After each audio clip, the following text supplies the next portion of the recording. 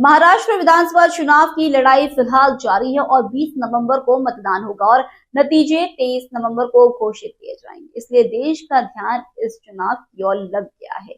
इस वक्त कई नेता राज्य के अलग अलग हिस्सों में जनसभाएं कर रहे हैं।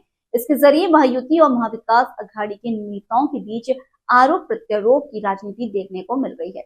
इसी पृष्ठभूमि में आज मुंबई के शिव तीर्थ में महायुति की एक सार्वजनिक बैठक आयोजित की गई। इस बैठक में प्रधानमंत्री नरेंद्र मोदी शामिल हुए। इस बैठक में बोलते हुए मुख्यमंत्री एकनाथ शिंदे ने उद्धव ठाकरे पर जोरदार हमला बोला। मुख्यमंत्री एकनाथ शिंदे ने उद्धव ठाकरे की आलोचना करते हुए कहा, अब बहुत हो गया, इन बंद सम्राटों को हमेशा के लिए बंद करने का समय आ चुका है। शिवतीर्थ पर यह भव्यता हमारा गठबंधन महागठबंधन है।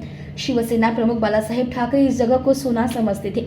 आज प्रधानमंत्री मोदी भी इस विचार का सोना बांटने यहाँ आए हैं। हम 23 नवंबर को दिवाली मनाना चाहते हैं, इसलिए सभी लोग पटाखे तैयार रखें। हम छोटे पटाखे नहीं बल्कि बड़े ऑटो बम फोड़ना चाहते हैं। कुछ दिन पहले मोदी मुंबई आए थे, उनके द्वारा कुछ विकास परियोजनाओं का उद्घाटन किया गया।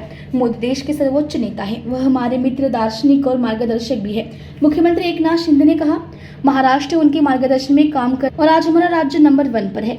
आता महाराष्ट्र चोखताना आपण पाहतोय आणि महाराष्ट्रामध्ये जी प्रगती सुरू आहे 2004 ते 2014 या काँग्रेसच्या काळात महाराष्ट्राला केंद्राने 2 लाख कोटी दिले। आता मोदीजींच्या गेल्या 10 वर्षात 2014 ते 24 मध्ये 10 लाख कोटी रुपये दिले। 10 लाख म्हणजे दुप्पट तिप्पट नाही 5 पट। आणि म्हणून विरोधकांच्या पोटात दुखतंय। आजवर कधी झालं नाही तेवढं काम 2 वर्षात आम्ही महाराष्ट्रात करू शकलो आणि 2.5 वर्षाच्या ग्रहणातून मुंबईला महाराष्ट्राला आम्ही सोडवण्याचं काम केलं। खरं म्हणजे कारण बंद सम्राटच त्यावेळी मुख्य पदावर मुख्यमंत्री पदावर बसले होते। आजही तुम्ही त्यांची भाषा बघा। आमचं सरकार आल्यावर आम्ही क्लस्टर डेव्हलपमेंट बंद करू, रिफायनरी बंद करू, धारावी बंद करू। अरे काय चालू करणार ते तर सांगा। हाँ अब बस हो गया। या बंद सम्राटांना कायमचं घर बंद करायचं वेळ आलेली आहे आणि महाराष्ट्राने ठरवलेलं आहे।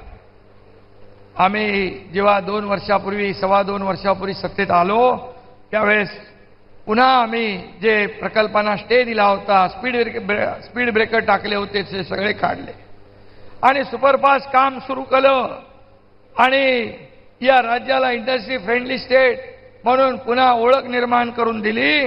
परकीय गुंतवणुकीत आज महाराष्ट्र नंबर 1 ला आहे।